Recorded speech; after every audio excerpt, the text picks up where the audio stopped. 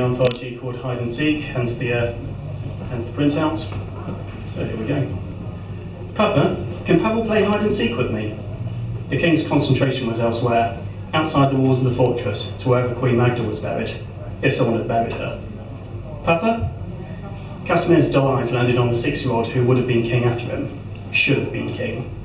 Wonderful Prince Oscar, who still had no idea how dreadful his situation was, that his father had lost the war and the hordes were coming. Papa, can Pavel play hide and seek with me, please? Casimir had almost forgotten that Pavel was in the room. Prince Oscar's bodyguard stood at the door with a double-handed axe in his grip, blending into the background like a decorative suit of armour. He offered no opinion on Oscar's question, not one bodily movement, not a twitch in his face. Come here, Oscar. The boy double-checked that his plate was empty and leapt off his chair. He scurried up to his father's side and started to pick away at the untouched chicken that lay lukewarm on the king's plate. He knows they're coming, Casimir thought. He knows they trampled halfway across the world with enough leftover energy to shatter our armies. He knows they're coming, but he can still eat. The young prince had been told plenty of times, of course, but his brain was not susceptible to change. It's okay, we'll kill them here, he had cheered in defiance. We'll let the Keshiks right into the castle. They'll think they've won, then splat! Oscar was too young for most of the life lessons his father had planned to teach him, including when to recognise that the best you could hope for was the right kind of death. 3 nights earlier, Casimir had lain next to Queen Magda in bed, with trembling, angry fingers in her silky hair. There, he had advised the most beautiful woman in the world to poison herself. Not that Prince Oscar knew, of course. Papa, are you okay? You're looking weird again. Casimir shook his head and returned his attention to the table. The chicken before him was always stripped to its bones. How are you feeling, Oscar? Bored? Because I still want to play hide and seek with Pavel and you still haven't answered me. Hide and seek with Pavel. It had become Prince Oscar's favourite game, and his father was happy for that. The castle's remaining servants may have wondered why the biggest, strongest soldier in their shrinking empire was running around empty dungeons with the prince. But they had bigger things to worry about. To Oscar, hide and seek was an adventure every afternoon with a strong man who seemed to like him. And Pavel had worked out what it meant. Can he bring his axe? Said Oscar. I love it when he does that. Makes it scary. You have no idea, Casimir thought. He was thankful that the war had not been lost 4 years later.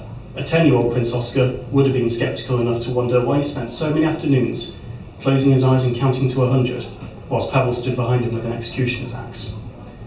He wondered which side actually had the bigger monsters, but he doubted any Keshiks had done anything like he was about to do. Evidently, it took monsters to create monsters. Yes, Oscar. Pavel can bring his weapons. He looked up at his son's bodyguard, his eyebrows higher than normal, and wished he could read the emotions behind Pavel's face. But this will be the last time you bring your axe with you, okay? Pavel nodded, that silent look of understanding in his eyes, which somehow seemed even more lifeless than before. Thanks, Papa, Oscar shrieked, leaping away from his father's plate with a delighted smile.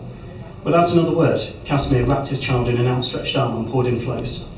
Oscar was warm and soft, with gentle skin and muscle, the perfect cuddler, as Queen Magda had once said, but he did not hug back.